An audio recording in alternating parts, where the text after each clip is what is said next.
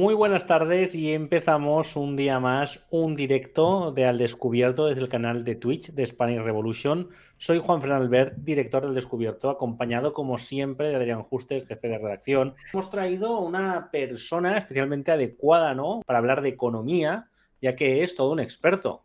Hablamos de un doctor en economía y empresa, profesor de la Universidad Autónoma de Madrid, divulgador de economía y, por supuesto, compañero de Spanish Revolution, que también hace directos aquí mismo. Eduardo Garzón, muy buenas noches. Muy buenas noches. Muchas gracias por la invitación. Creo que es la primera vez, ¿no?, que estamos aquí conjuntamente en una emisión. La verdad es que ya tocaba, ¿eh? Ya tocaba.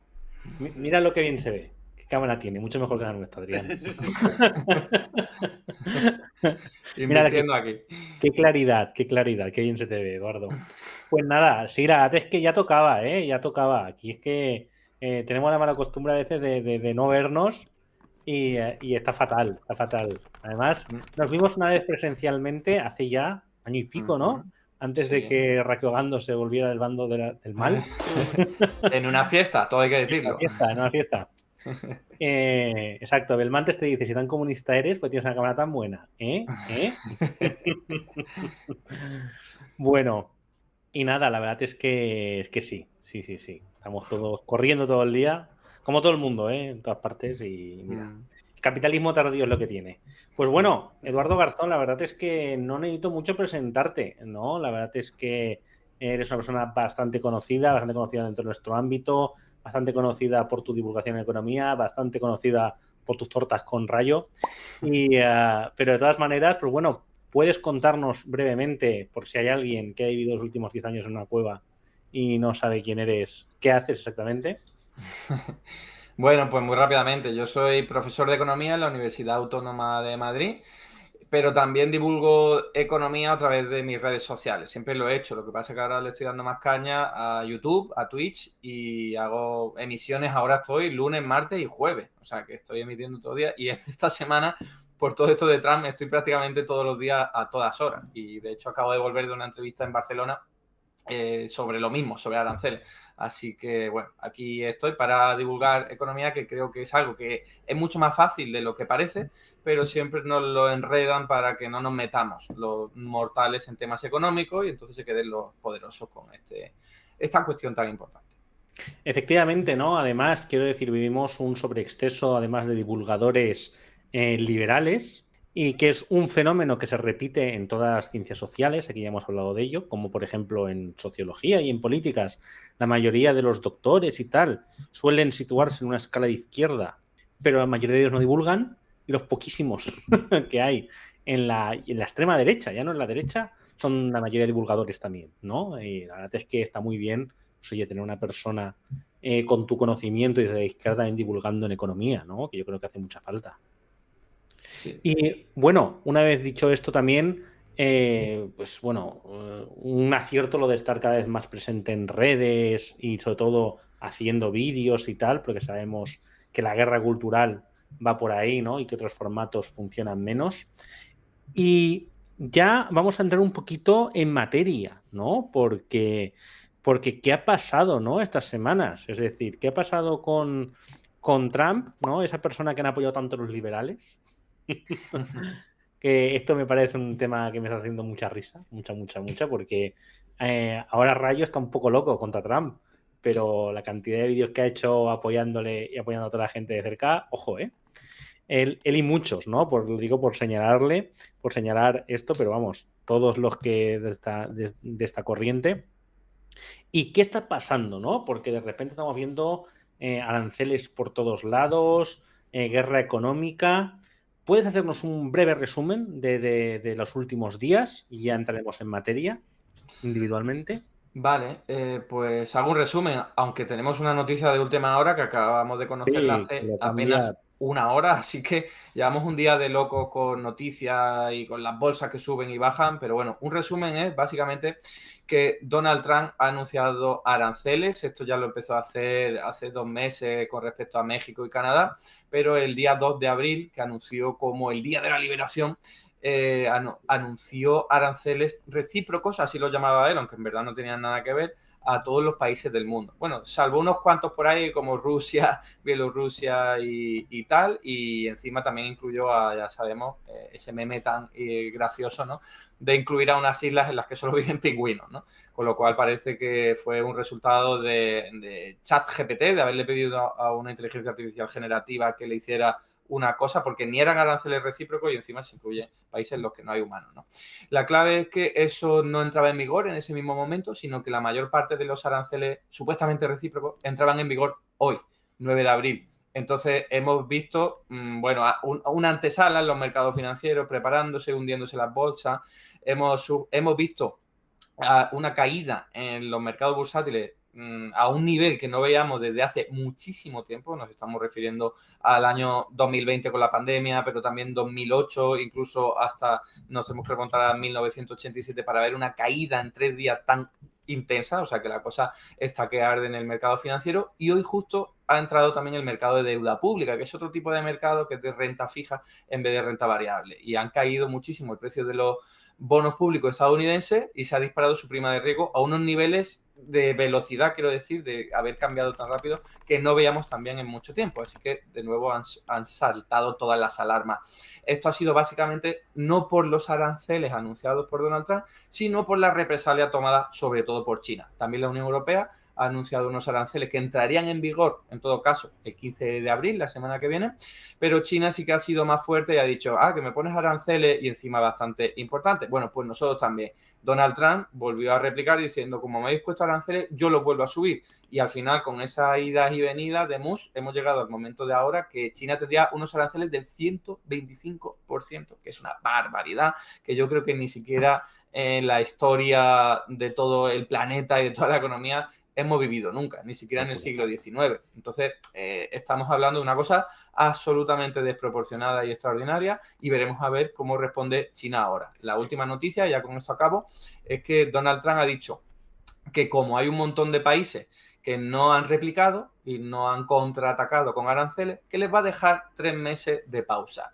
Va a pausar los aranceles y no van a entrar en vigor, pues por ejemplo, ese 20% de la Unión Europea no va a entrar en vigor hasta dentro de 3 meses en principio, pero eso sí, exceptuando China, que lo va a dejar fuera con ese 125% por haber respondido de forma agresiva a los anuncios de Donald Trump. Ahora bien, tenemos solo un tuit que acabamos de ver de Donald Trump, un mensaje en su red social, pero yo lo que interpreto claramente es que va a poner un arancel del 10% a todos los demás países. Es decir, que no es que quite los aranceles durante 3 meses y solo a China, sino que a China un 125% y al resto de los países un 10%. Así que los de la Unión Europea salen ganando, pero países como Argentina, que ya tenían anunciado un 10%, pues se quedan igual. Claro, yo tengo una duda, ¿vale? Porque yo no sé nada de economía, ¿vale? Yo sé la economía de ir a por el pan y poco más. Entonces, yo creo que aquí suele pasar mucho, ¿no? Cuando pasa algo, de repente tiran una bomba en Ucrania y pegas una patada y salen expertos en Ucrania. Pasa algo en Palestina y pues eso, los expertos de repente en todo suelen pasar. O sea, suelen salir como setas y pues bueno, se utiliza mucho lenguaje técnico, mucho vocablo, mucho concepto extraño. Pero claro, yo tengo una duda mucho más básica. ¿Qué es un arancel? Porque claro, se está hablando mucho de, no, es que van a poner aranceles del 30% a no sé qué. ¿Eso qué narices es? Y exactamente cómo afecta eso a la gente de a pie de calle. Porque claro, aquí parece que, pues eso, que estamos jugando una especie de partido de tenis, que están cayendo las bolsas, que no sé qué, no sé cuántos. Pero claro, estamos un poco, me acuerdo mucho de cuando llegó la crisis económica en 2008, que en televisión no paraban de hablar de un montón de conceptos, que si la prima de riesgo, ¿no? Nos acordamos aquí todos y todas, que si austeridad, que si no sé qué, pero claro, yo quiero saber eso qué es, ¿no? ¿Cómo le puede afectar a una persona que Trump diga, pues que quiero poner un arancel a España, por ejemplo, del 35%, ¿no? Como se ha dicho en algunos productos, creo que del campo o algo así. ¿Eso qué significa exactamente? Vale, los aranceles son impuestos, es así de sencillo. Lo que pasa es que afectan a los productos que atraviesan la frontera. Es decir, si desde España le vendemos aceite de oliva a Estados Unidos y tenemos un arancel del 10%, que es el que previsiblemente vamos a tener, significa que si la garrafa de aceite o lo que sea son 100 euros, ¿vale? Lo que le estamos vendiendo, una cantidad determinada de aceite son 100 euros, la empresa que sea le tiene que pagar además un 10% sobre ese precio. 10% de 100 es 10 euros. ¿Qué pasa? Que eso lo tiene que pagar la empresa española. Pero claro, si tiene que pagar eso, lo va a sufrir en su cuenta de resultados, porque significa que le han aumentado un montón los impuestos por la cara, podríamos decir incluso también, pero es una subida muy importante. Entonces, ¿qué puede hacer la empresa? Comérselo con patatas, en cuyo caso estaría la empresa española perdiendo y los consumidores estadounidenses ni se enterarían porque el precio seguiría siendo de 100. Pero lo que es más probable que ocurra y que suele ocurrir siempre es que las empresas no digan voy a pagar ahora todo este arancel, sino que voy directamente a trasladarlo al precio final del producto. Si me quiero quedar igual, como tengo que pagar 10 euros por cada 100 euros, pues entonces el precio final sería 110. Y de esa forma la empresa se queda igual porque está pagando 10 euros en impuestos por los aranceles, pero al mismo tiempo va a ingresar 10 euros por la venta del aceite y el que sale perdiendo son los consumidores de Estados Unidos, ¿no? Va a depender de lo que haga la empresa. Hemos visto recientemente, hablé ayer de ello, un estudio que se le pregunta a las empresas ¿cuánto aumentarían los precios? Y se ve como la mayor parte de las empresas responden exactamente lo mismo que me pongan de arancel, pero hay unas cuantas que responden un poco menos, hay otras que responden prácticamente nada y hay otras que responden con toda la cara del mundo yo aumentaría los precios más, ¿no? Que es como le echan aquí todo el morro para ganar todavía más dinero. Así que eso es el efecto de un arancel y si queremos poner un ejemplo muy vivo que acabamos de conocer por un estudio bastante bueno al respecto, es el iPhone. El iPhone es un producto que no es solo producirlo en un sitio y lo vendes en otro, sino que tiene muchos componentes, pues todos los procesadores, toda la pantalla, todo lo que tenga, se produce en diferentes partes del mundo, algunas en Estados Unidos, pero otras en Taiwán, otras en China, otras en Corea del Sur, otras en Japón, ¿vale? Entonces, cuando todas esas piezas atraviesan una frontera, tienen que pagar un arancel. Se encarece esa pieza y entonces el producto final se acaba encareciendo mucho más que el arancel resultante, porque sería el acumulado de todos los aranceles de todas las piezas. Según ese estudio, se estima que va a incrementarse el iPhone en más de un 55%. O sea que si ya son muy caros, imaginaos. Y esto lo mismo para los vehículos, que también tienen muchas piezas que vienen de otras partes del mundo y atraviesan varias veces la misma frontera. Acabo con lo siguiente. Un asiento de un vehículo atraviesa hasta 5 veces la frontera de Estados Unidos. Solamente el asiento, ¿vale? Porque tiene una serie de componentes que algunas se traen del sudeste asiático, pero esa pieza al mismo tiempo pasa a México para que se ensamble, luego vuelve a Estados Unidos donde funcionan con el marketing, luego se lo venden a una empresa de ensamblaje total en Canadá y luego vuelve a Estados Unidos para la logística. O sea que es un follón. Estamos viviendo en una economía globalizada en el que un mismo producto acaba atravesando muchas fronteras. No es como hace 100 años, que es el mundo que tiene, creemos, Donald Trump en la cabeza. Claro. Yo aquí una Una pregunta muy rápida. Sí. Eduardo, como economista, ¿tú crees que Donald Trump se ha cagado encima por el tema de los aranceles, la reacción del mundo y de su propio partido? ¿O no?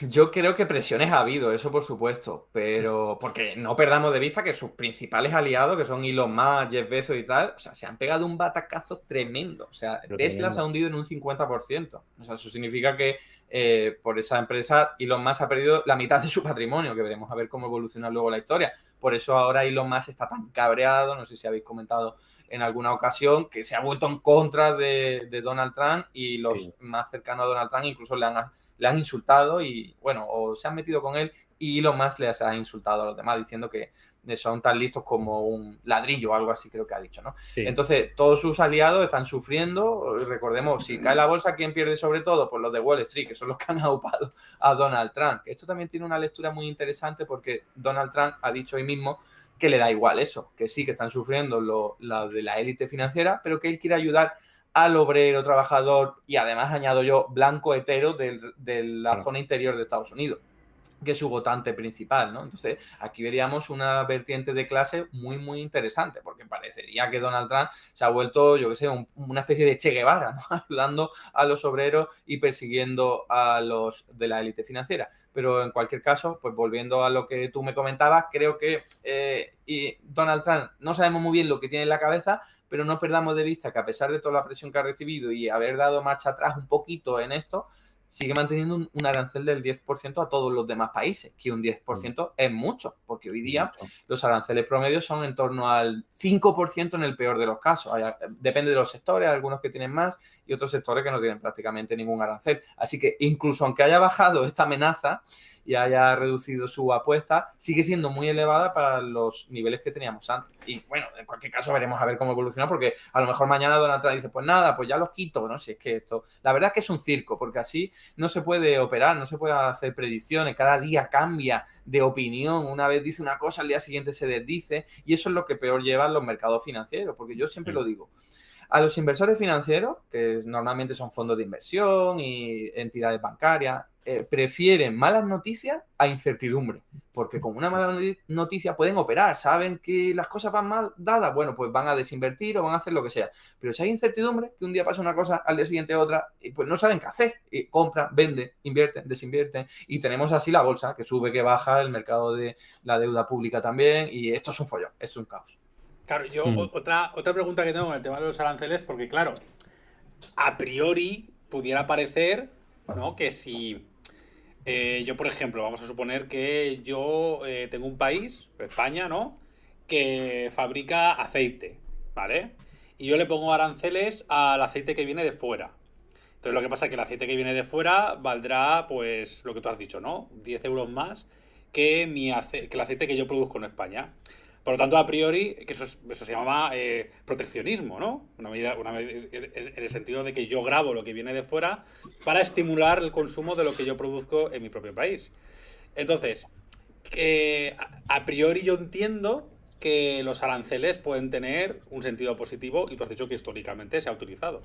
A mí me gustaría saber cuál es la diferencia entre el uso positivo o beneficioso que puede tener un arancel en un momento determinado con lo que está haciendo Trump, y por qué es tan terrible, más allá de estar cambiando de opinión todo el día, porque claro, esta guerra de aranceles, ¿qué impacto puede tener exactamente? Porque es negativo, y luego entraremos en si es tan negativo, ¿por qué lo está haciendo, no? Porque uno podría pensar que a lo mejor es lo que tú has dicho, que quiere beneficiar al productor o al consumidor estadounidense. Bueno, al consumidor no, en todo caso a los trabajadores y a las empresas, porque según su punto de vista, al final acabaría creándose empresas de fuera que se fueron a Vietnam, a México, volverían a Estados Unidos. O sea, todo una película que tiene en la cabeza, que obviamente eso a corto plazo no va a ocurrir, porque ninguna empresa cambia su planta de producción, que son muchas además, de la noche a la mañana solo por unos aranceles, ¿no? Entonces, lo que has comentado es un punto súper interesante y muy importante de aclarar. Porque la izquierda siempre hemos defendido los aranceles que son estratégicos, específicos, planificados para lograr un objetivo determinado. Por ejemplo, si acabo de crear una nueva industria y quiero darle tiempo para que se desarrolle y pueda competir, pues lo que voy a hacer es protegerla hasta que gane capacidades. Yo siempre utilizo un ejemplo que cojo de Ha-Joon Chang, que es, oye, tú a tu hijo con 16 años no lo envías directamente al mercado laboral, porque con su formación y su educación no va a poder llegar muy lejos. Lo que haces es protegerlo como padre, como familia, como Estado, con becas, para que se forme, adquiera capacidades formativas, y luego a lo mejor a los 20 años, 24, cuando sea, sale al mercado laboral y ya sí se pone a competir. Lo mismo con una industria que acaba de nacer. Pongo el ejemplo de siempre. Toyota era una empresa que se encargaba de la pesca, y el Estado de Japón dijo, vamos a darle una vuelta, metemos mucho dinero, la protegemos de la competencia, porque obviamente los japoneses van a comprar preferiblemente un coche alemán que un coche japonés que acaba de crearse y que no tiene mucha calidad y tal. Pues así estuvieron más de 10 años sufriendo pérdidas, y el coche de Toyota pues no era muy bueno, pero gracias a la protección de aranceles frente a vehículos alemanes lograron ganar tiempo y al final acabar con coches muy buenos como los de Toyota, ¿no? Entonces ese es el sentido de los aranceles, proteger a tu industria hasta que se desarrolle. Lo que está haciendo Trump no es eso, porque Trump sí empezó siendo proteccionista en el año 2017, cuando llegó al gobierno, y dijo, a ver, que las lavadoras chinas me están fulminando el mercado porque son más baratas y más competitivas que las mías, les pongo un arancel, las encarezco y ahora los consumidores estadounidenses me van a comprar las mías, las que se producen aquí. Lo mismo con los vehículos eléctricos. esto también lo ha hecho Joe Biden y la Unión Europea, por cierto, elevo mucho los aranceles a los vehículos eléctricos chinos, que desde hace 4 o 5 años son absolutamente competitivos, muy buena calidad, muy buen precio, y entonces le revienta el mercado y dice, le pongo un arancel. Pero lo que está haciendo Donald Trump es otra cosa. Porque si tú quieres proteger algo, vas a un sector en particular o incluso a un producto. No pones un arancel a todo el país, a todos los productos de ese país y encima a todos los países del mundo. Es que está claro que esto no tiene nada que ver con comercio, no tiene nada que ver con proteger una industria, tiene que ver con otra cosa, que ahí ya podríamos empezar a hablar qué es lo que tiene Donald Trump en su cabeza. Pero partamos de lo que él dice. Lo que él dice, que puede ser verdad o no, es que quiere acabar con el déficit comercial de Estados Unidos, que significa que Estados Unidos ahora mismo compra más productos del exterior, del extranjero, de los que vende al exterior. Que eso, por cierto, es algo positivo, porque pensadlo, están los consumidores de Estados Unidos beneficiándose de que en otras partes del mundo estemos levantándonos por la mañana, trabajando muchísimo, esforzándonos para producir cosas y enviárselo a ellos, para que lo disfruten. Entonces, eso es un privilegio en términos de utilidad. Los estadounidenses ganan con el déficit comercial y lo pueden mantener durante mucho tiempo porque tienen la moneda del dólar y eso es algo que no se va a depreciar porque es la moneda de referencia internacional. Entonces, Donald Trump se quiere cargar el privilegio exorbitante de tener esa posibilidad, ese privilegio de poder tener déficits comerciales eternamente, porque los ciudadanos estadounidenses salen ganando. Así que es una locura, incluso desde sus propios parámetros, de su propio relato, no tiene ningún tipo de sentido cargarse el déficit comercial. Más allá de que, oye, si tienes un déficit comercial, a lo mejor es por algunos productos de China, ponle los productos, o sea, ponle aranceles a esos productos. No le pongas aranceles a países como Brasil, que tienen incluso un déficit comercial con respecto a Estados Unidos. Es decir, que Estados Unidos le vende más cosas a Brasil, pues que no tiene ningún tipo de sentido. Y eso es lo que él dice. Termino con lo siguiente. Hay gente que obviamente dice, no es esto lo que quiere conseguir. Una cosa es lo que él esté diciendo y otra cosa es lo que tenga en la cabeza. Y basándonos en experiencia que ya hemos visto, como, oye, Colombia, te pongo aranceles, a no ser que me aceptes la llegada de un montón de ciudadanos colombianos, ¿no? O sea, que los voy a deportar de Estados Unidos, pues no te los quito. Lo mismo con México, con lo del fentanilo y la seguridad, lo mismo con Canadá, ¿no? O sea, que parece que lo está utilizando más como arma de negociación que como un arma para hacer más justo el comercio, que es lo que él dice, ¿no? Hay gente que encima se viene más arriba y dice, no, es para bajar el tipo de interés de la deuda pública, cosa que ya se ha demostrado que eso no puede ser porque hoy mismo ha subido muchísimo, y otros que dicen, no, esto es para devaluar el dólar, para que le vaya luego mejor en el comercio. En fin, si me preguntáis a mí mi opinión, yo lo que creo es que Donald Trump, aparte de estar un poquito loco y un poquito zumbado, sí que quiere utilizarlo como medida de negociación, claro, pero no tanto para que los demás bajen sus aranceles, sino para conseguir otro tipo de cosas, que Europa me aumente el gasto militar, que China me conceda Taiwán, que Groenlandia sea para mí. Yo creo que va más por ahí. Claro, yo la pregunta que tengo aquí entonces, ¿vale? Vamos a suponer, a ver, yo pienso como tú, o sea, yo creo que el hecho de que Trump se haya vuelto loco, bueno, ya estaba loco, pero bueno, eso es otra historia. En cuanto ha llegado a la Casa Blanca en enero, o sea, ha sido un no parar de tomar decisiones apresuradamente, cada cual más polémica que la anterior, cada cual más controversial que la anterior, hasta, bueno, dirigir el país al desastre, que vamos, me ha sorprendido hasta a mí, o sea, yo no me lo esperaba para nada. Entonces, me parece bastante obvio que después de haber lanzado un órdago a Canadá, Groenlandia, Dinamarca por extensión, Panamá, México y un largo etcétera, y también a Rusia con el tema de Ucrania y demás, si de verdad quiere utilizar los aranceles, el tema de, pues te subo los precios a tus productos que vas a vender aquí, te jodes, ¿no? Porque al final es un poco eso. De facto es eso. ¿Por qué no lo plantea como una negociación? O sea, esa es la parte que yo no consigo entender. Es decir, ¿por qué no dice, mira, yo quiero esto, ¿vale? Quiero conseguir esto, porque además yo creo que no tendría problemas en decirlo. Y si no lo consigo, y si no me lo das, pues entonces te voy a subir los aranceles. O sea, esa es la parte que no entiendo. Es decir, yo tengo la sensación, evidentemente no creo que sea así, pero tengo la sensación de que es una cuestión a veces más de lanzar misiles por una cuestión de ego, por una cuestión de echarle un pulso a alguien, porque sí. Y luego ya veremos con qué negocio, ¿vale? Es decir, una cuestión de decir, aquí estoy yo, ¿vale? Yo soy de Estados Unidos y yo puedo hacer esto y lo hago. Y luego ya veré qué rentabilidad le saco. Antes que el hecho de tener en realidad una estrategia o un plan para poner esos aranceles y conseguir esos objetivos. Esa es la parte que yo no consigo entender y quiero saber tú qué piensas exactamente, ¿no? Claro, es que no lo entienden ni tú ni nadie, porque es que es muy confuso. Tienes toda la razón, porque si de verdad quisiera utilizarlo como arma negociadora, es que no creo que hubiese ningún problema en decirlo.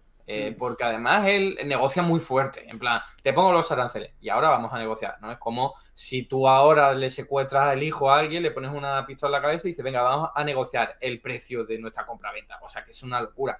Pero es verdad que también en las tácticas negociadoras hay cosas que te callas, ¿no? Estamos también, por ejemplo, cuando la gente juega al póker o juega al mus, va a hacer un all-in o un farol, ¿no?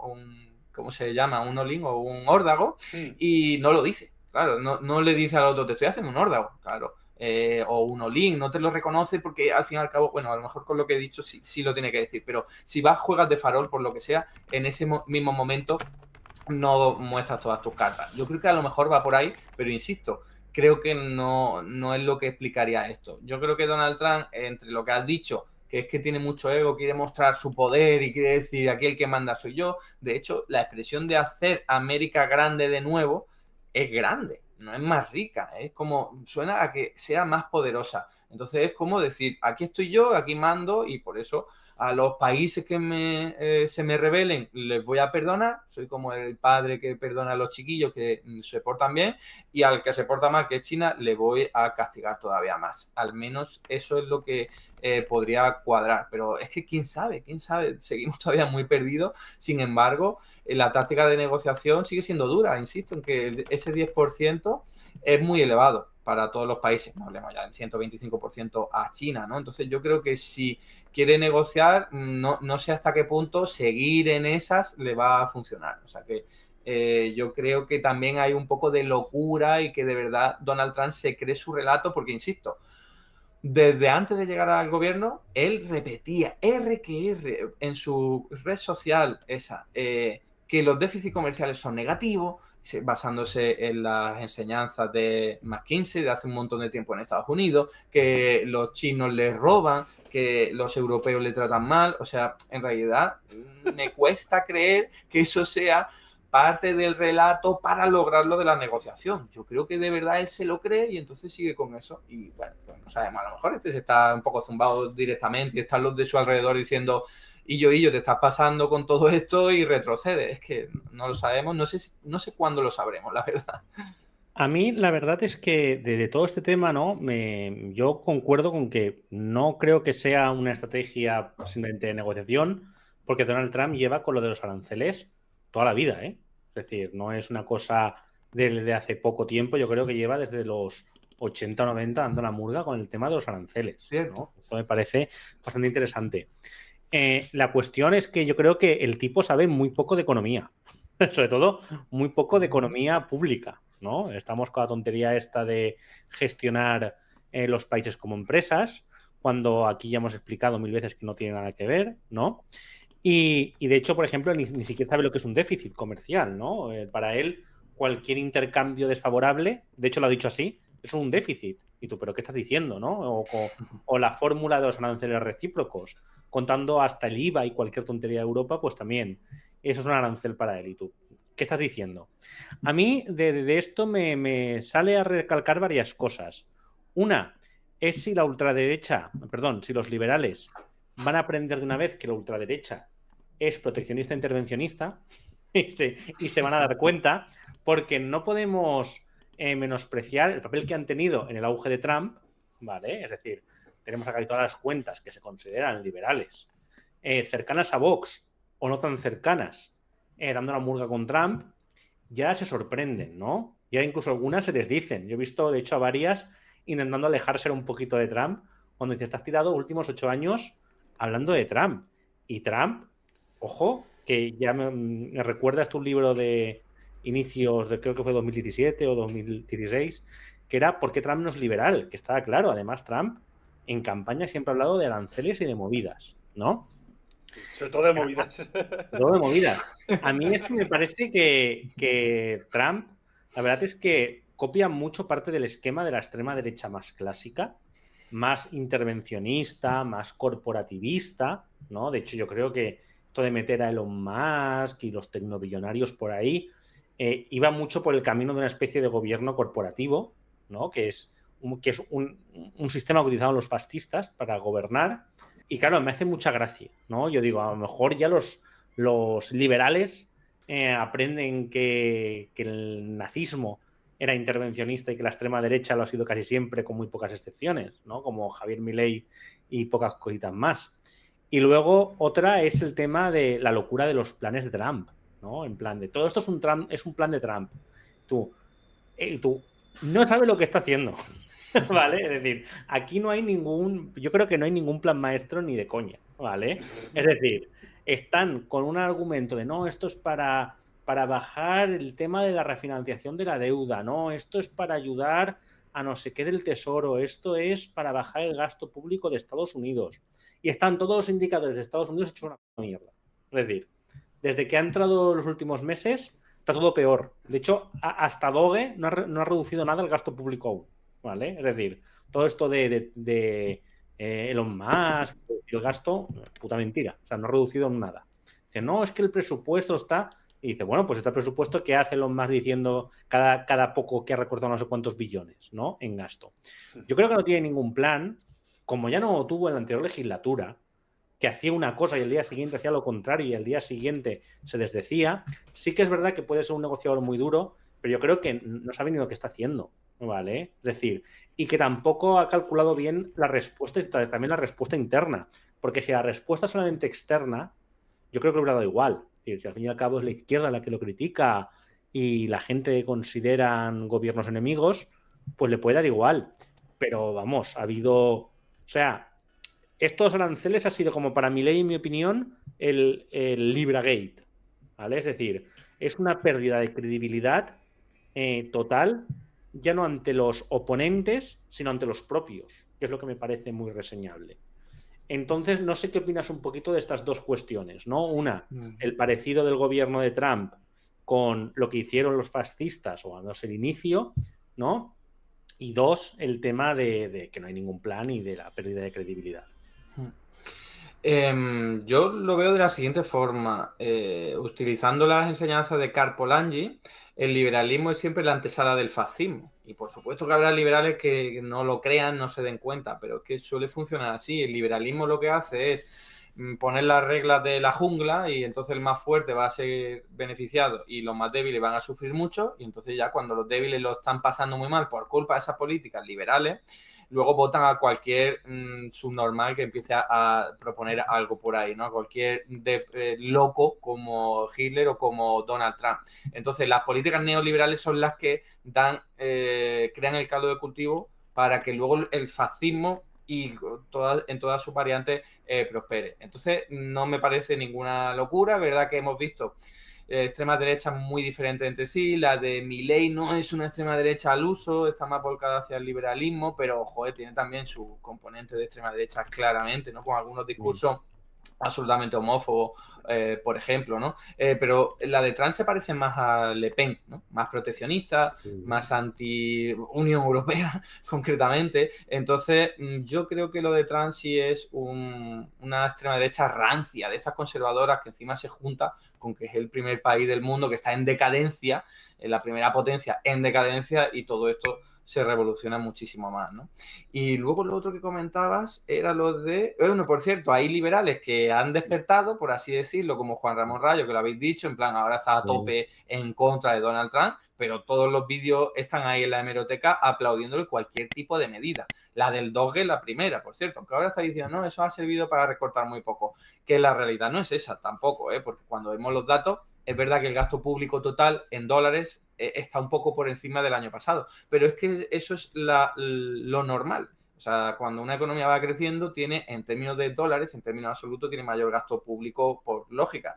Y sí que con el Doge Elon Musk ha metido cierta motosierra, ha despedido a un montón de gente que hoy día se ha quedado en el paro, o sea, que gente que está pasándolo mal, no perdamos de vista eso. Lo que ocurre es que no luce y sobre todo no es nada comparable con lo de Javier Milei, que se volvió absolutamente radical con eso y sí que metió una buena motosierra, ¿no? Y la segunda cuestión, creo que me he olvidado. Sí, el tema del golpe a la credibilidad de Donald Trump por esta misma medida ante los suyos y lo de no tener ningún plan real, es decir, que le haya explotado un poco el tema en la cara más. Totalmente.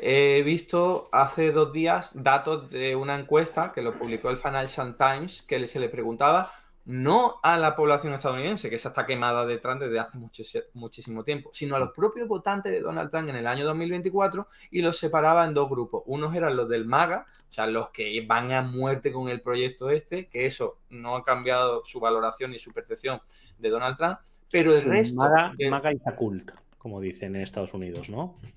¿Cómo es? MAGA is a cult, MAGA es una religión.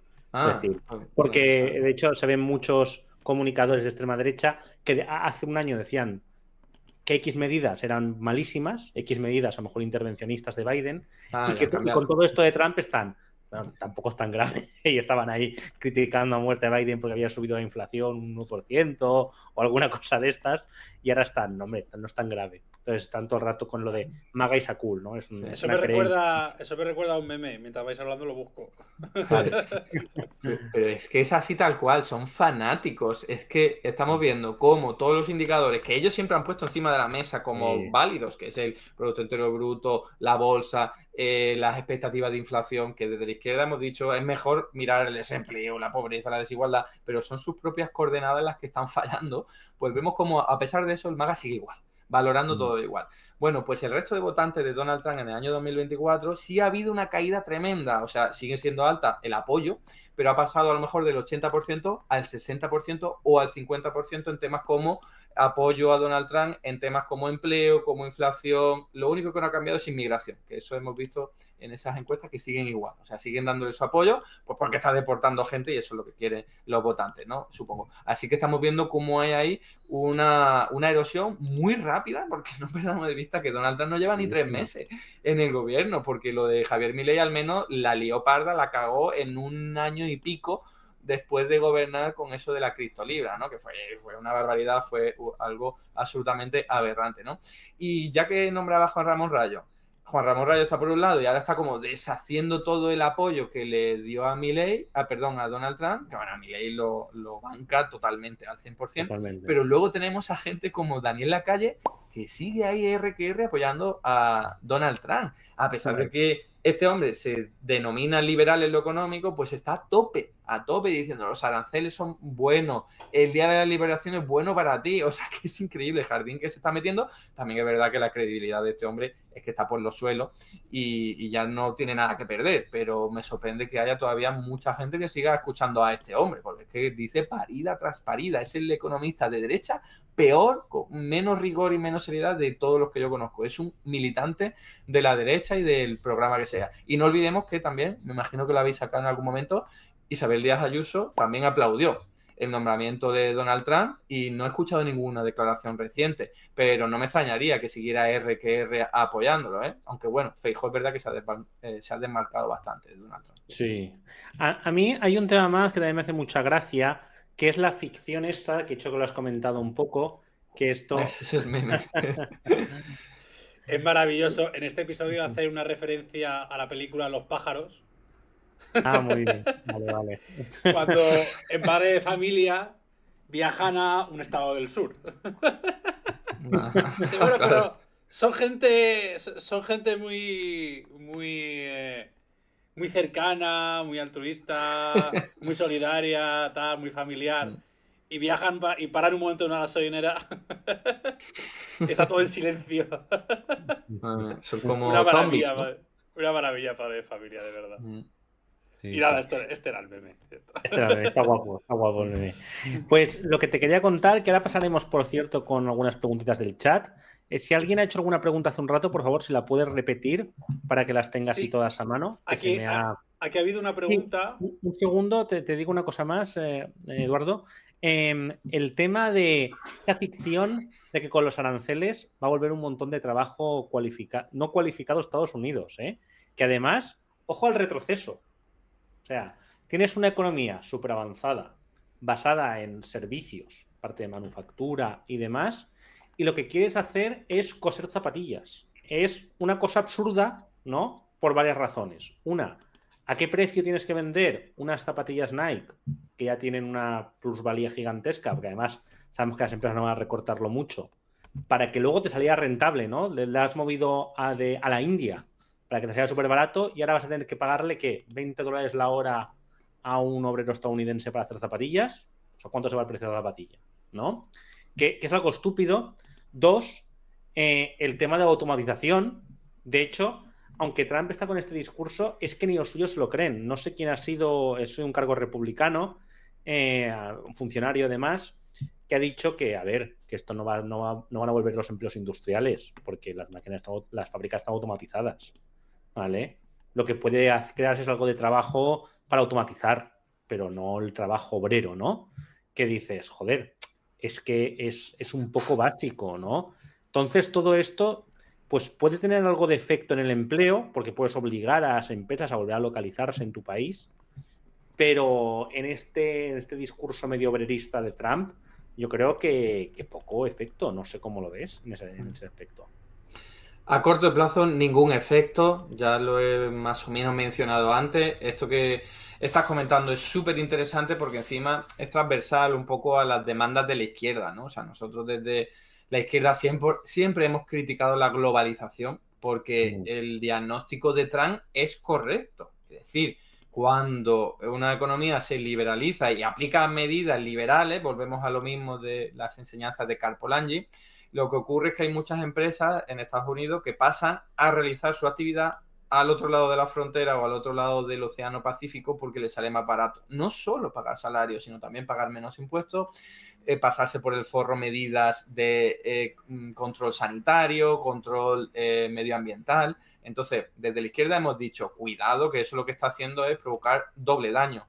Por un lado, deja un hueco en las economías como las de Estados Unidos, porque cuando se va a una gran empresa industrial, había muchos comercios y muchas empresas que hacían su negocio en torno a ellas, le daban productos, le daban materia prima, los trabajadores iban a comer a las cafeterías de al lado, a los comedores, entonces a los bares, entonces todo eso se acaba perdiendo y genera mucho desempleo. Gente que lo ha pasado muy mal y que sigue pasándolo muy mal, que son el votante típico de Donald Trump. Entonces, hay varias formas de resolver eso, que es un drama, evidentemente. Bueno, el otro factor negativo que se me ha olvidado decir es que estás incrementando la presión medioambiental porque ahora tienes que traer un producto de la otra parte del mundo que exige mayor consumo de combustibles fósiles, mayor contaminación, encima los residuos se generan en países en desarrollo en vez de generarlos en los tuyos, o sea que tiene un montón de costes negativos y desde la izquierda hemos dicho vamos a organizar todo esto para que sea, sí, una globalización, no se trata de estar aislado del resto del mundo, pero vamos a hacerlo con criterios sociales y medioambientales. Y ahí los aranceles pueden jugar un papel muy importante. Por lo tanto, podríamos poner aranceles, por ejemplo, a Nike, ¿no? Para que no utilice mano de obra semiesclava, para que no pague tampoco a sus trabajadores, para que no se salte tantas medidas medioambientales y el precio aumentaría, el precio de las Nike, pero eso no sería un problema porque estaríamos integrando cierta parte del coste social y medioambiental y laboral que tendría que tener. O sea, que nos hemos acostumbrado aquí a ser los amos del mundo comprando cosas ultra baratas que no deberían ser baratas, porque si es barato es porque estamos pagando muy poco a los trabajadores, ¿no? Lo que ocurre es que eso es una medida muy diferente a la de Donald Trump, que es locura porque dice, pongo aquí aranceles, un muro gigantesco y ahora si quieren producir y venderme estas cosas tienen que venir aquí. Sabemos que eso a corto plazo es inviable, es absolutamente inviable.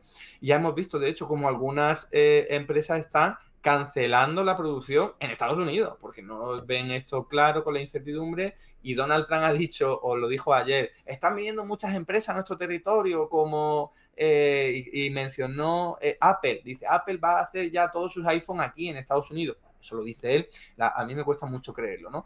Porque ya cuando tienes la cadena productiva que se ha ido desgajando desde los años 70, 80 y 90 durante un montón de tiempo, pues eso no lo puedes rehacer de la noche a la mañana, es que es absolutamente imposible. Y el efecto que sabemos que va a darse a corto plazo es un incremento importante de los precios, solamente por el arancel, que va a perjudicar a quienes menos renta tienen en tu propio país. A no ser que les ayudes de alguna forma, esa gente se va a cabrear todavía más contigo, porque el obrero que está desempleado de Dakota del Norte o de Detroit, donde sea, va a tener que gastarse más de su poca renta para consumir productos. Se van a cabrear mucho, a no ser que le des ayuda o lo logres solventar de alguna forma. Y termino con lo siguiente. Yo lo que haría sería algo muy diferente. En vez de crear todo este pifostio con los aranceles masivos y tal, para tratar de que vengan empresas a tu territorio, aprovéchate de tu privilegio exorbitante como Estados Unidos, que puedes crear muchos dólares sin que se deprecien, para garantizar puestos de trabajo a toda esa gente que ha perdido su empleo en Estados Unidos, normalmente en la zona de interior, en las zonas que antes eran muy industriales. Garantíceles un puesto de trabajo, porque no necesariamente tiene que ser producir zapatillas. Hoy día necesitamos trabajo en los cuidados a niños y adultos dependientes, a ancianos, hablamos también de cuidado de la fauna y de la flora, hay un montón de trabajo por realizar y podemos emplear a muchísima gente. Entonces yo creo que esa sería la fórmula más social y más potente desde un punto de vista de la izquierda. Y nada, ya pasamos a los comentarios, o si Adrián tiene alguna cosita que comentar. Solamente quería puntualizar también algo muy curioso que he leído, ¿vale? Que es que los altos funcionarios estadounidenses, algunos de ellos han nombrado que, bueno, que los nuevos trabajos obreros que se creen, las fábricas y tal, porque otros sí que piensan que eso se va a crear, pues pueden ir a trabajar ahí los funcionarios federales que han sido despedidos. Y tú, ¿pero qué gilipollas estás diciendo? ¿Vale? Es decir, ¿quieres despedir a funcionarios que hace un trabajo intelectual y además que estamos viendo, ya de hecho hay artículos además en periódicos tampoco sospechosos de ser progresistas como El Confidencial, ¿no? Con una línea bastante liberal en la mayoría de casos, que dicen que despedir a tantos funcionarios le puede salir muy caro a Estados Unidos, porque hacen tareas esenciales, ¿no? De decir, bueno, te ahorras X sueldos, pero a lo mejor ese funcionario vigila la corrupción, o ese funcionario vigila no sé qué acuerdo, y te lo estás cargando y a lo mejor hace, o sea, un error de esa persona o que alguien no esté vigilando le cuesta al país no sé cuántos millones, ¿no? Sí, sí, así es. Lo que pasa es que tampoco tendríamos que martirizarnos si hay gente que, habiendo perdido su puesto de trabajo, no por esto, obviamente, porque echar a los empleados públicos por el doble de la motosierra es una barbaridad, claramente. Dicen, no, esta gente no hace trabajo. Ya veremos cómo, como bien señala, las consecuencias negativas que va a tener. Igual que en Argentina, que han paralizado la obra pública, que es una barbaridad, que solo los países más pobres del mundo hacen eso. Que esto a corto plazo no se nota, pero en 1 año, 2 años, 3 años, 4 años y más adelante las infraestructuras van a estar hechas una porquería, va a haber accidentes de muy diverso tipo y esas son las consecuencias de no hacerlo bien. Como decía, que tampoco nos duelan prendas en reciclar a personas que hayan sido desempleadas, que se hayan dedicado a lo intelectual, que luego hagan un trabajo más, no sé, más manual, porque cuidar a ancianos y a niños, eso hay muchas necesidades hoy día y es mayoritariamente manual, que necesita mucha formación igualmente, pero bueno, que esto lo comento un poco para que no caigamos en lo de, bueno, ahora producir zapatillas. Bueno, producir zapatillas es igual de digno que ser un empleado público en la administración, ¿no? Lo que pasa es que queremos pensar en otras cosas, en que tengan buenos salarios, buenas condiciones. Claro. Es el problema, ¿no? En puestos que sobre todo que no generan buenas condiciones y además que no van a existir, ¿no? Porque si dices, sí, y mira, yo si Trump dijera se va a industrializar el país, pues lo podría entender, pero no, a lo mejor produce fábricas, pero esas fábricas van a trabajar 10 empleados, ¿vale? El resto van a ser máquinas, ¿no? Entonces tiene poco sentido, ¿no? Porque no vas a tener puesto donde colocar a la gente. Hay una cosa que no hemos mencionado, perdona que te corte, que me parece muy importante, porque lo han comentado gente como el Besen, que es el asesor o no sé qué cargo tiene de Donald Trump, que escribió y ha comentado en más de una ocasión que, claro, la preocupación es geopolítica, porque China es un monstruo manufacturero, o sea, desde hace tiempo, ¿no? Y claro, eso le da mucho poderío militar en el caso de... Imaginemos que ahora, esperemos que no, hay una tercera guerra mundial. Entonces tú siempre pones, cuando ocurre eso, toda tu industria que se dedicaba a producir zapatillas, a producir armamento, a producir, aunque sea ropa para tus soldados, ¿no? Y eso es lo que hizo Estados Unidos durante la Segunda Guerra Mundial, también lo hizo la Unión Soviética, aunque partía de más atrás, y lo hacen todos los países cuando están en guerra. Entonces, si hubiese una Tercera Guerra Mundial, China tendría mucha ventaja y eso es algo a tener en cuenta, que claro, esto hablar de Tercera Guerra Mundial o que a China le interesa el conflicto es algo absurdo porque no es así para nada, pero es la preocupación que tienen en la cabeza de si hubiese una Tercera Guerra Mundial, China nos barrería porque puede producir como 10 veces más de barcos que nosotros podemos producir. Entonces tendría muchas más fragatas, muchos más buques militares y esto es, creo, lo que preocupa un poco también a la administración Trump. Quieren recobrar su poderío manufacturero para que no pasen cosas así, que de todas formas no lo he mencionado, pero ocurrió en pandemia, ¿no? La capacidad de producir mascarillas, ¿no? Pues China podía y nosotros no, porque la industria estaba allí y la habíamos deslocalizado. Efectivamente. Pues no sé si queréis comentar alguna cosa más, Adrián. Si no, pasamos a algunas preguntitas, porque sí, pues tengo las preguntas y... vale. Pues mira, Belmantes nos dices... una preguntita que es básica, pero bueno, que puede ser interesante. Si dos países usan monedas diferentes pero quieren comerciar, ¿cómo lo hacen? Sí, es básica, pero súper importante, porque a veces se dan cosas por supuestas y en realidad a veces nos engañan con eso. ¿Qué es lo que ocurre cuando dos economías quieren comerciar? Pues normalmente se utiliza el dólar. ¿Vale? El dólar es la moneda de referencia a nivel internacional porque ya todas las infraestructuras financieras y monetarias están ya utilizando el dólar, en parte por la presión de Estados Unidos después de todos los organismos que creó a partir de la Segunda Guerra Mundial con el sistema de Bretton Woods, el FMI, el Banco Mundial, que te prestan dinero en dólares. Cuando tú como país quieres comerciar en otra moneda, como hizo Saddam Hussein en el año 2003, ¿qué es lo que ocurre? Que te crean una guerra y te la arman, basta, ¿no? Ahí porque lo que quieren es que utilice su propia moneda. La moneda es una herramienta de poder. Entonces, cuando vemos intentos como la de los BRICS o mejor dicho, Mercosur, que tienen siempre en la cabeza la idea de crear una moneda no única, pero sí común para el comercio, porque es absurdo que entre Argentina y Brasil comercien en dólares, porque es lo que hacen, es así. Cuando hay intentos de crear una moneda común, siempre aparece todos los organismos internacionales, toda la presión de Estados Unidos diciendo no hagáis esto, que todo se va a ir al garete, que es mucho peor, pero porque va en contra de sus propios intereses. Así que la pregunta es sencilla, pero nos habla de cuestiones relacionadas con el poder. Al final, cuando tú utilizas otra moneda, te vas a volver enemigo de Estados Unidos, a no ser que sea su aliado comercial, como la Unión Europea hasta este momento, ¿no? Que utiliza el euro, o como, por ejemplo, Japón, ¿no? Que tiene, o la libra esterlina. Claro, son aliados de Estados Unidos, entonces no importa tanto. Buena explicación. Vale. Luego, aquí nos dices, Belmantes, lo que yo no entiendo, que va relacionado con la... Bastian, eso, que le has hecho varias veces. Lo que yo no entiendo es qué poder le da a China el hecho de tener 700 millones de deuda estadounidense. ¿Qué puede hacer China con esa deuda para dañar la economía de Estados Unidos? Bueno, yo imagino que venderlo todo y hundirle en la miseria, pero... Eduardo nos lo puede explicar mejor. Muy interesante esta pregunta porque hay gente que está alarmando con esto. Dice, oye, que hay un montón de deuda pública, que son bonos públicos emitidos por el Tesoro de Estados Unidos, que están en la posesión de chinos, que mayoritariamente son inversores financieros o el Banco Central de China. Entonces dice, si retiran la deuda pública, se va a encarecer. Y a ver, en realidad eso podría ocurrir. Quizás es lo que ha ocurrido hoy, no lo sabemos muy bien porque todavía no hemos analizado los datos, no ha dado tiempo. Pero en cualquier caso, no hay ningún tipo de peligro para Estados Unidos que ocurra eso, por varios motivos. Primero, Estados Unidos tiene muchísima más deuda pública colocada en otros sitios, o sea que aunque China retire toda su deuda pública, no va a afectar mucho al total que tiene la deuda pública. No sé si los chinos tienen en torno al 3% de toda la deuda pública de Estados Unidos, o sea, es muy poquito en comparación con toda la que tienen. Y más allá de eso, pensemos que cuando un chino invierte en Estados Unidos, en deuda pública, ¿con qué unidad monetaria se la compra?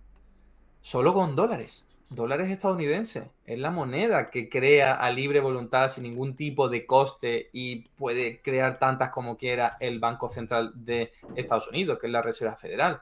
Entonces, no hay ningún tipo de problema ni de quiebra, ni de que se te vaya a encarecer el pago de deuda pública, porque al fin y al cabo la Reserva Federal puede crear tantos dólares estadounidenses como quiera. Que llega un chino, un inversor chino y dice, te retiro esto. Bueno, devuélveme los dólares. Bueno, no hay ningún tipo de problema de impago, porque Estados Unidos puede crear los dólares y se los puede devolver. El único coste que podría tener es depreciación de la moneda. Pero ojo, porque esto es lo que quiere Donald Trump.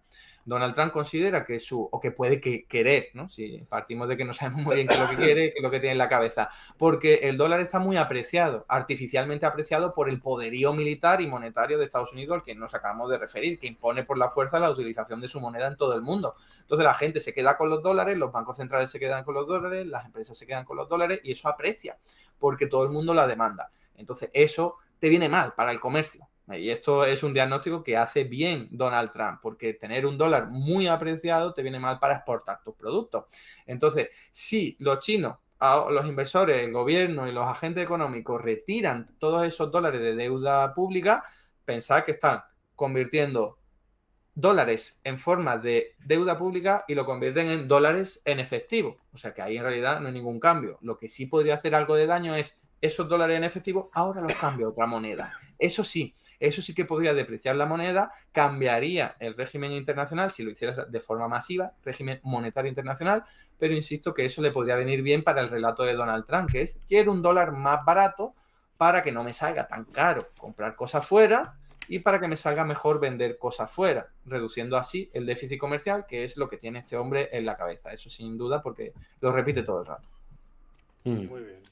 Muy interesante, la verdad. Sí. Vale, tenemos alguna preguntita más al respecto. A ver.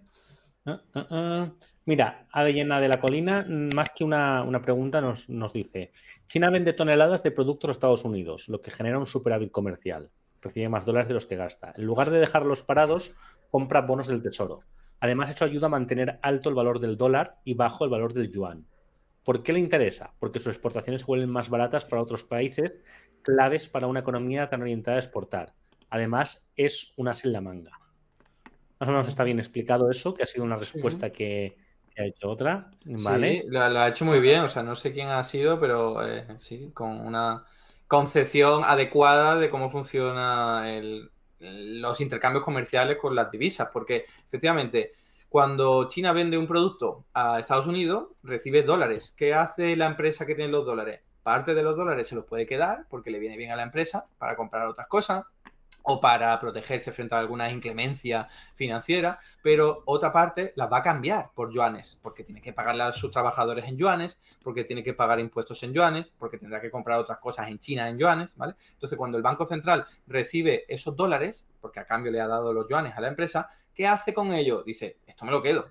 ¿Por qué? Porque es muy valioso a nivel internacional. Para comprar cosas. Ya estoy diciendo que la mayor parte del comercio internacional se hace con dólares, así que perfecto. También para protegerme de posibles contingencias que me puedan ocurrir. Una guerra, no sé qué. Bueno, tengo dólares para defender el valor de mi moneda. Que eso lo hace China todo el rato. Mantiene baja la cotización de su propia moneda, el renminbi, el yuan, para hacer más competitivas sus exportaciones. ¿Cómo lo hace? Pues como tiene una cantidad ingente de dólares en su banco central y también en empresas públicas estatales, pues tiene de lo lindo, o sea, tiene un bazooka, tiene suficiente arsenal para defender su moneda a toda costa, es decir, mantenerla artificialmente depreciada. Que esto es siempre lo que le ha echado en cara a Donald Trump desde hace muchísimo tiempo. Ha dicho, oye, China está haciendo trampas porque baja la cotización de su moneda y así salen mucho más competitivas sus exportaciones. Tiene razón, pero hay otras formas de combatir eso que generando aquí toda esta catástrofe arancelaria y esta guerra que estamos viendo. Claro, yo, una cosa que quería comentar con el tema de los aranceles, claro, yo, bueno, hacía tiempo con Juanfran también lo he hablado y lo hablamos aquí muchas veces, que es inevitable hacer ciertos paralelismos y analogías con todo lo que está pasando estos últimos años, con lo que pasaba hace 100 años, los años 20, años 30. Claro, lo que vino antes de la Primera y de la Segunda Guerra Mundial fue lo siguiente: un aumento de los extremismos brutal y de los radicalismos, un auge y una llegada de personas autoritarias al poder, un auge también de ideologías autoritarias como el supremacismo, el imperialismo, etcétera, y también uno de los puntos fue una guerra arancelaria. Esto se menciona poquito, pero el uso del proteccionismo como una medida para confrontar a países que estaban en pleno ultranacionalismo y repliegue hacia atrás, eso fue la antesala a las guerras mundiales que vinieron después. Evidentemente la situación no es exactamente la misma, pero claro, yo con cada cosa nueva que va pasando digo, joder, es que, y encima Europa hablando de rearme y de pollas en vinagre y de guerras muy localizadas, que dices, hostia, es que es una situación compleja. Con esto lo que quiero decir es, la pregunta sería, aunque bueno, podemos reflexionar, yo creo que tanto nosotros como el chat, porque no creo que nadie tenga la respuesta, es qué nos espera, ¿no?, en un futuro con estas decisiones que está tomando este señor. Sobre todo si sigue teniendo un respaldo que yo creo que se le acabará, porque claro, salía, creo que ayer, una noticia del Mundo Today, ya sabéis, es una página paródica, que decía algo así como: el fascismo cuesta dinero, la nueva esperanza del antifascismo, o algo así, ¿sabes? La democracia. Claro, exacto, una nueva esperanza para la democracia. Entonces, claro, si apoyar a la extrema derecha me va a costar dinero, pues igual ya la dejo de apoyar, ¿sabes? Que es como, eso podría pasar, pero claro, la historia también nos dice que históricamente las élites económicas en periodos de crisis han terminado apoyando al fascismo, porque la alternativa es ceder privilegios, ¿no? Entonces, ¿cómo lo ves tú o cómo lo veis? Y desde el chat también, si podéis comentar un poquito qué os parece, hacia dónde nos dirigimos, ¿no?, con toda esta basura, pues estaría interesante. A ver, yo creo que tirando del hilo que has puesto encima de la mesa de que son mundos muy diferentes, pero y que ahora voy a mencionar eso, es normal que todo esto dé un poquito de miedo. Voy a decir un poquito porque tampoco quiero llegar al alarmismo ese de mucha gente diciendo, No, claro, estamos ya a las puertas de la Tercera Guerra Mundial, que para nada lo veo así. Pero es el resultado obvio de que ya no hay un único actor hegemónico en el planeta, que antes era Estados Unidos. Antes de que lo fuera Estados Unidos, el Reino Unido estaba en descomposición y ahí es donde empezaron a surgir todas las rivalidades por tener un mundo que no fuera tan multipolar y un montón de conflictos por ahí. Desde que Estados Unidos ha sido el hegemón y se ha pasado por el forro un montón de derechos humanos, ha creado un montón de guerras y tal, vale, muy bien, eso es cierto, claro que sí, pero al mismo tiempo ha mantenido un cierto orden para quienes le jugaban en su juego, ¿no? Como Occidente en general, ¿no? Europa en general y otros aliados. Entonces, eso ahora está en entredicho. Hay una pulsión porque aparecen nuevos agentes económicos, no solo China, también India, se habla poco de ellos, Sudáfrica, Brasil. Entonces, estamos viendo cómo hay otros actores. Encima, Estados Unidos empieza a perder cada vez más peso y ahí es donde empiezan a aparecer las fricciones y gente loca y zumbada como este hombre que quiere hacer a América grande otra vez, ¿no? Y digo que es muy diferente los tiempos que corren con los de la época de entreguerras y tal, porque hay ahora algo, afortunadamente, que hemos desarrollado que nos viene muy bien para evitar fascismo y evitar este tipo de movimientos ultra. Y es la seguridad social, en general, el estado del bienestar, el estado social, como cada uno lo quiera llamar, pero es que eso antes no había. En los años 30 fue una maldita locura porque la gente moría de hambre, hasta en Estados Unidos, que era uno de los países más ricos del mundo, incluso ya en ese momento. Y eso era porque el Estado se encargaba de la industria, de la defensa y de poquito más.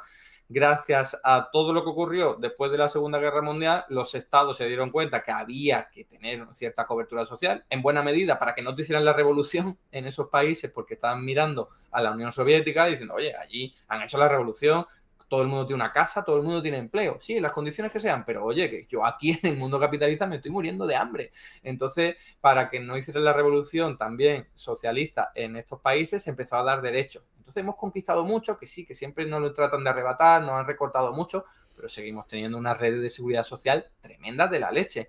De hecho, ¿cuáles son los dos países en los que no ha ganado mucho poder la extrema derecha y sobre todo que el gobierno de izquierda se ha mantenido en el año 2024 y 2023?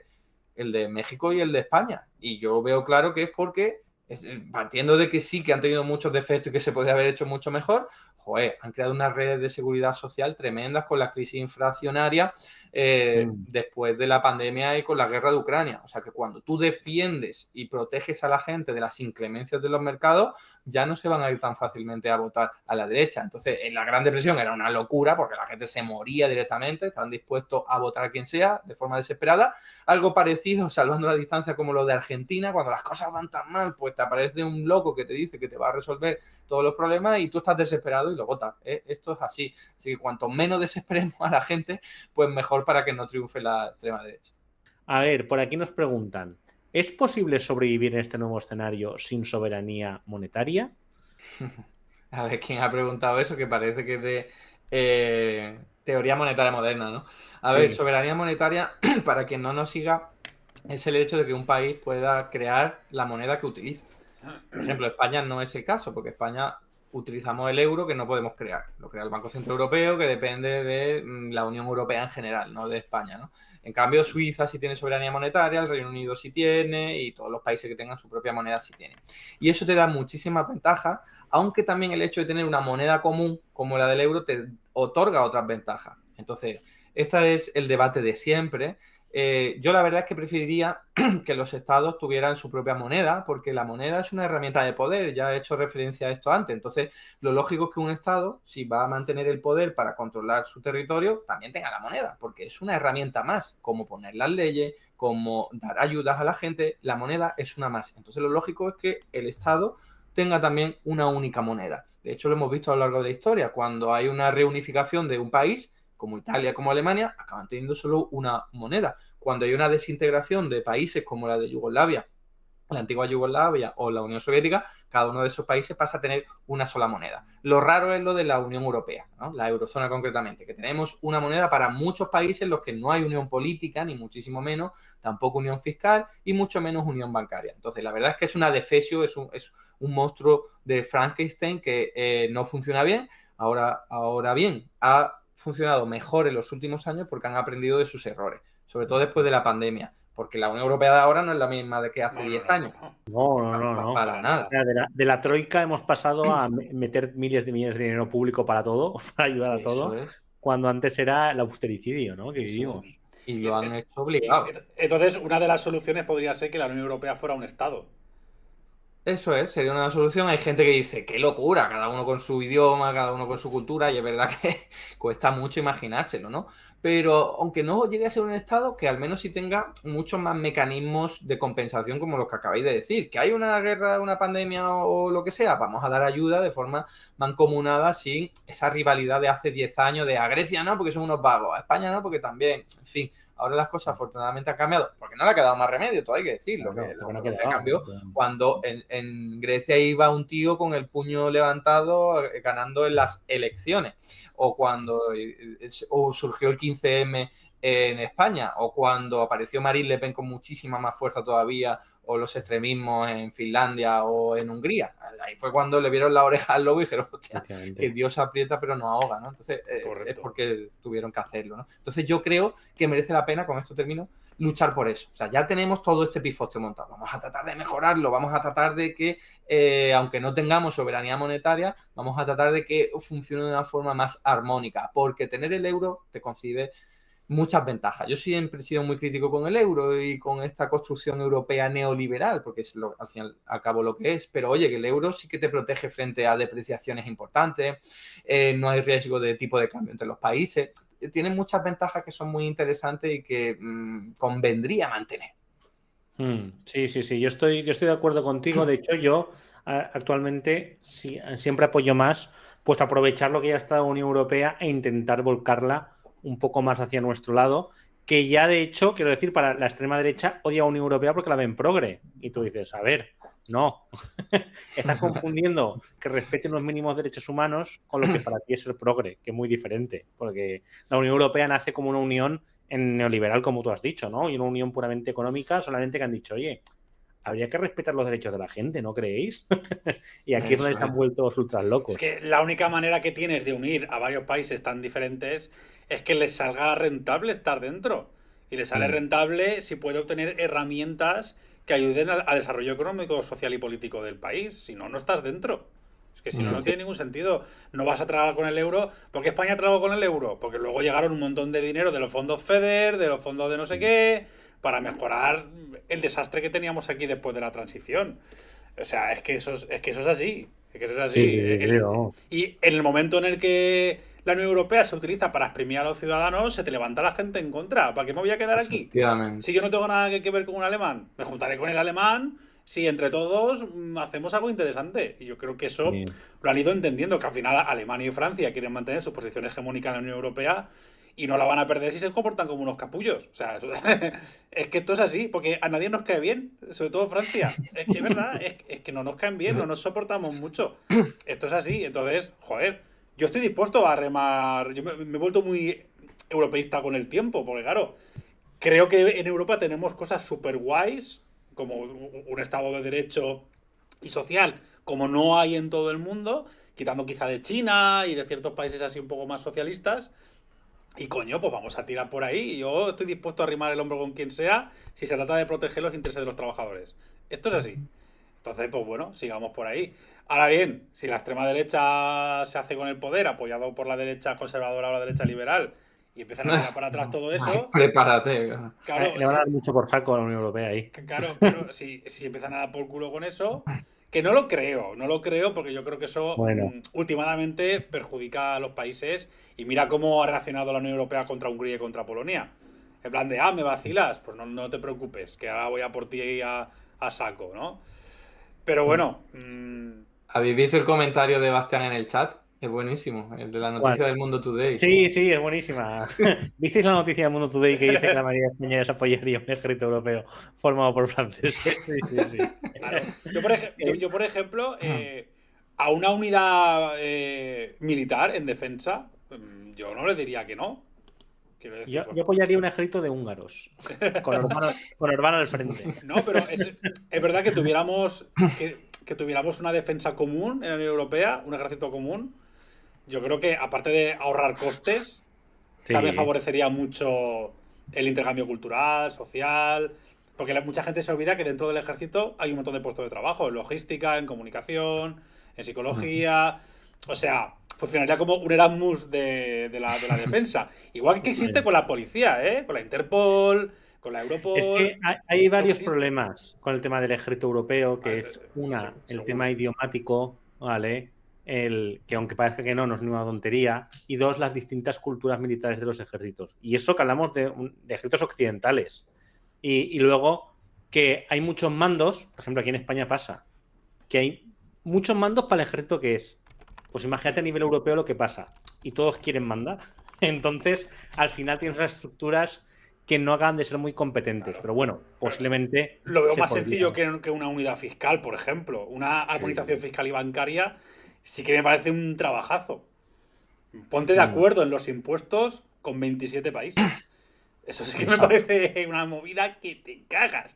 Y más teniendo dentro de la Unión Europea y dentro del continente europeo paraísos fiscales. O salarios mínimos, ponte a poner salarios mínimos. Y a los nórdicos, dando por saco. Y creo que hay que hacerlo. O sea, para acabar, porque tienes que irte ya en breve, quería preguntarte un tema que se sale un poco.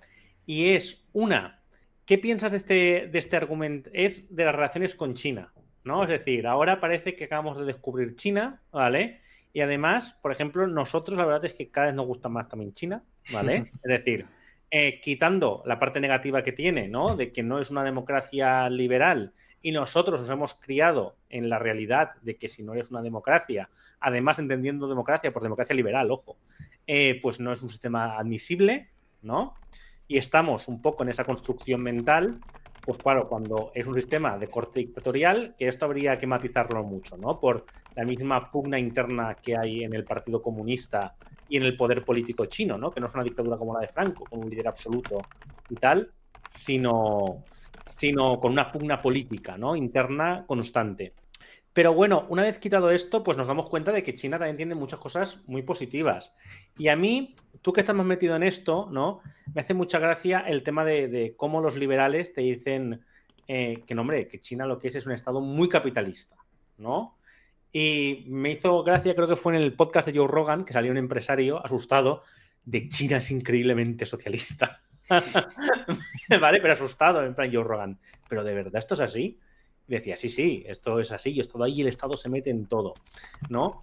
Entonces, ¿tú cómo definirías a China y qué piensas del acercamiento que puede haber entre Europa y China y en especial de España a China, ¿no? Acabamos de ver lo que ha dicho China de España y Pedro Sánchez y no sé qué.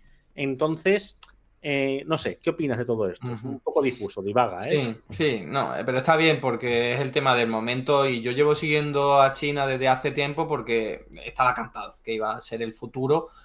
Y lo que ocurre es que siempre tenemos la manía de comparar China con cualquier otro país. Y China es otro rollo totalmente diferente. O sea, es simplemente en población, son 3 veces la Unión Europea. O sea, que es que cuando hablamos de China hacemos comparaciones con Alemania y no. Habría que hacer la comparación con 3 continentes como Europa. Porque a veces dice, hay una crisis financiera o inmobiliaria en China. Y es como, perdona, a lo mejor en una parte de China que es pequeña para todo ese pedazo de país, ha habido una crisis. Pero eso es como si hay una crisis inmobiliaria en Portugal de 3 Unión Europea. Pues efectivamente la economía ni lo va a notar, ¿no? Entonces, eso por un lado. Luego, ahora quiero comida china, joder. Luego, no es socialista al 100%, pero tampoco es como es capitalista, como lo tratan de vender algunos. A ver, una economía que funciona con toda la tierra nacionalizada, eso no puede ser capitalista. Llámalo como quieras, pero capitalista no puede ser. O sea, insisto, toda la tierra, toda la propiedad de los solares, todas las viviendas son de la propiedad del Estado chino. La cosa es que luego los ceda, luego los permita que se hagan actividades económicas ahí, que la gente viva en sus casas, etcétera, etcétera. Pero de verdad que eso no puede ser compatible con el capitalismo. Además, luego tenemos una planificación económica de la leche increíble que no va a las pequeñas empresas, que eso sí les deja mucha libertad. Por eso mucha gente utiliza la experiencia individual que hay en una pequeña empresa para decir, oye, esto es liberalismo porque ni pagamos impuestos. Y es verdad que el Estado chino, con todas las provincias que tiene, no se mete mucho ahí. Apenas se mete en lo económico, ¿eh? Luego en lo político y en lo social es otro rollo, ¿no? Pero en lo económico, oye, a los pequeños autónomos, a las pequeñas actividades económicas, empresariales, les deja mucha libertad. Por eso es como que son más libres que en zonas como en la Unión Europea, donde ser un autónomo, pues tienes que pasar muchas regulaciones, ¿no? Entonces, pero en las grandes empresas eso está absolutamente controlado, planificado, que al fin y al cabo, ¿qué es lo que tira de la economía? De cualquier economía. Las grandes empresas, los sectores estratégicos, energía, transporte, comunicación, telecomunicación, agua, todo eso es lo que tira hacia adelante en una economía y eso está absolutamente regulado, absolutamente planificado y sí que han dado más espacio para los capitales privados para que operen y por eso ahora hay multimillonarios en China, que hasta hace muy poquito tiempo apenas había multimillonarios, ¿no? Según las propias listas que tenemos de ello, ¿no? Entonces, es un mix, podríamos decir, entre capitalismo y Estado, el capitalismo y socialismo, pero lo que está demostrando, y es lo que yo pongo el acento siempre, es que la planificación económica funciona muchísimo mejor que el libre mercado. Que a lo mejor ellos se pasan, te lo compro, que a lo mejor un poco de más de mercado estaría bien, pues vale, lo podemos debatir, pero lo que no cabe duda es que han logrado sacar a millones de personas de la pobreza en muy poquito tiempo, en un contexto en el que ningún otro país del mundo lo ha podido hacer. O sea, llevamos décadas hablando de cómo Latinoamérica va a pasar por fin a desarrollarse y jamás lo hace, de cómo el África subsahariana también quiere hacer eso y jamás lo hace, y China lo ha logrado porque ha hecho planificación económica, aranceles, subvenciones, inversiones públicas de todo tipo. Entonces, esa es la vía para hacer desarrollar una economía. Con todas las pegas, todas las desventajas que tiene, es una demostración de que el liberalismo, el libre mercado, ese que nos metieron en la cabeza en los años 80, es un fracaso, es un error absoluto, y de aquellos polvos, estos lodos. China ha adelantado por la izquierda en muchos sectores tecnológicos, en muchos ámbitos económicos a Occidente, y eso ha sido por planificación económica. Yo añadiría tres cosas a lo que tú has dicho. Lo primero, que es verdad que hablar de China como un ente monolítico es complejo, igual que de la India, porque tiene tantísimas regiones tan diferentes entre sí. Es más, dentro de la India hay estados, hay regiones donde están gobernando los comunistas directamente, y hay regiones donde no. O sea, quiero decir, con modelos diferentes. O sea, hay que atender mucho o sea, si lo hacemos con España muchas veces, con nuestras propias regiones, imagínate pues, gigantes como la India o como China, que, en fin, es bastante complejo. Luego, yo creo que China ha podido hacer todo esto, más allá de que por que la planificación económica funcione, porque son muy grandes y por lo tanto, pues no me puedes hacer un golpe de Estado ni me puedes quitar de en medio. O sea, no soy Cuba, no soy Chile, no me puedes tocar las narices. Y además he tejido una red clientelar a mi alrededor, que eso lo he sabido hacer muy bien. Y por lo tanto no me vas a quitar de en medio fácilmente. Y tres, que esto ya es una teoría que yo he hablado con muchísima gente, el tema de que este mix que hace China de entre comunismo y capitalismo es una estrategia para destruir al capitalismo y luego construir el Estado socialista. En plan de, mira, yo voy a aceptar estas reglas, voy a ser la primera potencia económica del mundo y voy a arrastrar a todo el mundo a mi órbita y cuando llegue la decadencia del mundo occidental, entonces construiremos el socialismo del que hablaba Marx, que nunca lo sabremos si esto será así. Eso es lo que hizo el Partido Comunista chino. Claro, pero, claro, es verdad que esos pasos, si vemos atrás en la historia, los han dado tal cual. O sea, y estamos yendo hacia eso tal cual. Entonces dices, hostia, quiero decir, a mí lo que más me molesta de China, evidentemente, son las libertades civiles que concebimos en el mundo liberal occidental.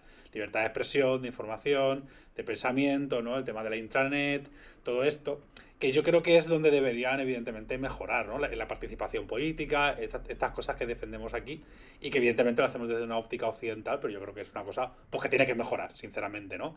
Pero también es verdad que me parece mucho más fácil, lo he dicho muchas veces aquí también, arrastrar a China a ese punto a través de relaciones internacionales, a través de conocernos, etcétera, y que entiendan pues que a lo mejor tienen que aflojar un poquito la mano con algunas cosas, antes que convencer a Estados Unidos de que adopte un estado del bienestar. O sea, o que respete el cambio climático. Es verdad, es que me parece mucho más sencillo que China adopte políticas liberales en lo social antes que lo haga Estados Unidos. O sea, sinceramente, me parece mucho más fácil porque, coño, es que, joder, China invierte en todo aquello que a mí me gusta.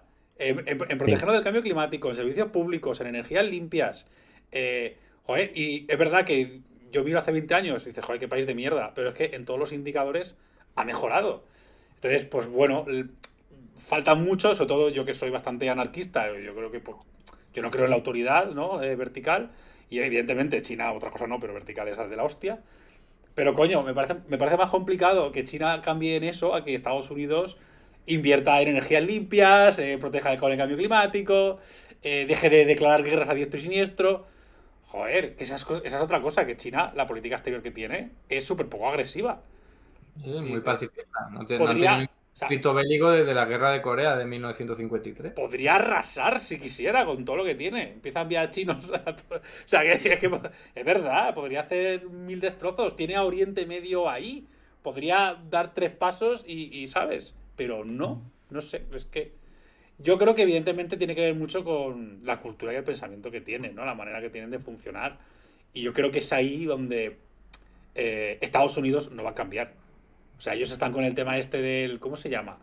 Ahora no me sale. El derecho este divino que se creen que tienen de poder hacer lo que les dé la gana en nombre de la democracia. El destino manifiesto, eso, ¿no? Yo me creo con la autoridad de ser el faro de la libertad y el faro de la democracia en el mundo y eso me da derecho a meterme donde me da la gana. Y todos los países que comercian con China o que tienen relaciones con China lo dicen. Dice, joder, es que China me ayuda y comercia conmigo, pero no me pide que cambie de arriba abajo todo mi país. Ni me pide poner bases militares en mi país, ni me pide poner un asesor de su país. Es como, me deja hacer, me deja hablar, me deja... Que yo creo que pues, probablemente sea más inteligente, ¿no? No sé. También es una reflexión que lanzo al aire. Hay muchas cosas de China que no conozco y a lo mejor un disidente chino se caga en toda mi puta estampa. Pero claro, tampoco... En plan de, oye, que aquí pues igual nos persiguen más de la cuenta, ¿no? Probablemente, y eso no lo defenderé nunca. Pero, hostia, a César lo que es del César también, ¿no? Sí, por ejemplo, Bastian nos comenta, bueno, sigue siendo un estado muy poco tolerante con el colectivo LGTBIQ. Claro. Sí, la verdad es que, por ejemplo, esas son unas cosas más tristes, porque de hecho Xi Jinping no es que vaya en el camino contrario, pero se ha parado totalmente en ese camino.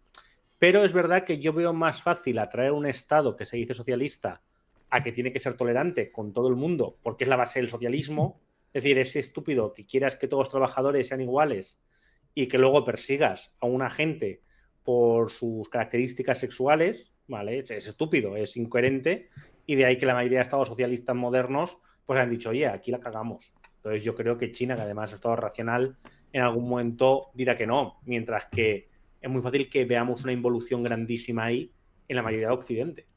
Porque y además que hay un montón de estados con democracias liberales que no son para nada tolerantes con el colectivo.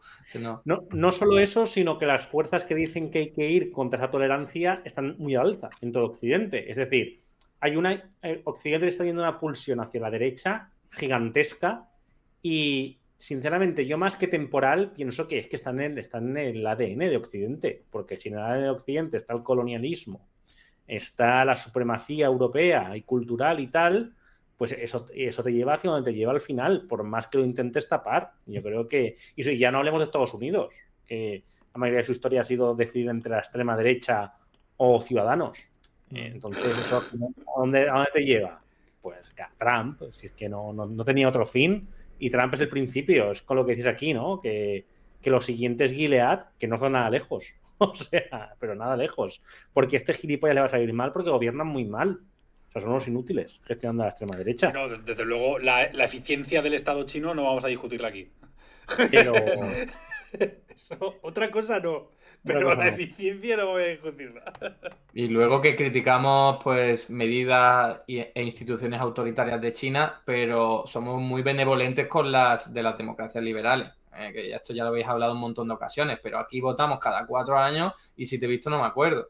No hay control de responsabilidades, no hay rendición de cuentas, encima las elecciones están absolutamente influidas, por no decir manipuladas, por los grandes medios de comunicación, por actores que tienen mucho poder económico. Al final eso tampoco es democracia y bueno, a veces vamos con una visión eurocentrista de esto es democracia y lo que hacen... Perdón, en algunas regiones de China que se ponen a votar si van a construir un puente ahí o no, eso no es democracia. Pues a lo mejor es más democracia que lo que hacemos aquí, al menos para ese tema en cuestión. Pues sí, claro. Es una visión interesante. La verdad es que, bueno, desde luego, lo que parece es que Donald Trump ha conseguido él solo poner en el foco a China, que estaba increíblemente alejada de Occidente, y cargarse todo este poder estadounidense que se ha sembrado durante los últimos 100 años, tal cual, con montones de dinero, con un esfuerzo increíble por parte de Estados Unidos para ser la metrópolis del mundo libre, guiño guiño, y que este señor se lo está cargando en 3 meses. O sea, de aquí a que acabe el mandato, si no le meten, no sé, si no lo revientan antes o le pasa algo, ya veremos. Pues bueno, Eduardo Garzón, ha sido un placer tenerte aquí. La verdad es que es súper interesante todas las cositas económicas que nos has contado. Muy atentos a todo lo que está haciendo Eduardo Garzón en su canal de YouTube, que está súper a tope. Aquí, que está emitiendo 3 veces a la semana. Antes emitía una, está aquí 3 veces. Y más cosas, ¿no, Eduardo? A ver qué nos cuentas. Sí, nada, muchas gracias a vosotros. Por fin hemos colaborado. A ver si lo hacemos también en otras ocasiones e incluso cuando yo esté emitiendo y no vosotros. Y nada, o sea, yo estoy aquí lunes, martes y jueves. Mañana voy a estar a las 8 de la tarde para presentar o moderar un debate entre 2 economistas feministas, economistas feministas o mujeres feministas en general, porque una de ellas es Rosanna Kramer, que no sé si sabéis quién es. Sí, claro. Una filósofa youtuber y bueno, tiene una visión del feminismo muy particular, es desde la izquierda, pero es muy particular porque ha escrito un libro que se llama El patriarcado ya no existe.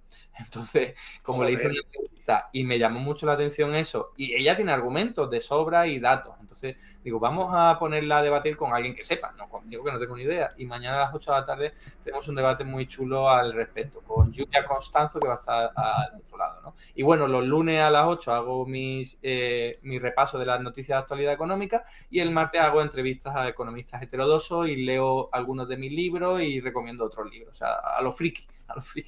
A los cafeteros. ¿Cómo se llama la otra feminista que has dicho, la que dice que el patriarcado no existe? Rosanna Kramer. Rosanna Kramer me explota la cabeza porque de vez en cuando la leo y dice cosas súper de izquierdas y otras veces digo que roja y pardada acaba de soltar. Me pasa igual. me desconcierta, ¿eh? Me desconcierta mucho esa mujer. Bueno, cuidado, porque alguien comentó en el chat después de la entrevista, oye, eso es muy rojipardo. Y yo dije, sí, la verdad es que me suena rojipardo. No vea la que me cayó, porque ella le llegó esa información y dijo, oye, que es que acabo de ver lo que es rojipardo, yo no soy esto, y es verdad que no es rojipardo en el sentido porque de más vez en estricto. cuando dice cosas muy, muy de izquierdas y además, pero de vez en cuando dice algunas cosas, yo te juro que empecé a verla, pues digo, qué interesante esta mujer, y de repente empecé a leer unas cosas que digo, hostias, es ella. Entonces, no sé, me desconcierta mucho, ¿eh? Desconcierta. Me desconcierta. Además, yo digo, he estado siguiendo el tema de Argentina con todo de Milei y me sale más y tal. Y yo digo, esta mujer es raro desde mi cosmovisión, Sí, ¿no? Ya le echaré un exacto. vistazo a la entrevista. Y estás trabajando, o sea, ahora mismo estás trabajando plenamente en el canal, ¿no? Y en la creación de contenido. Te digo por si tienes en marcha algún libro, algún otro proyecto de cara al futuro o tal, o estás centrado 100% en esto. Bueno, yo estoy trabajando en la universidad.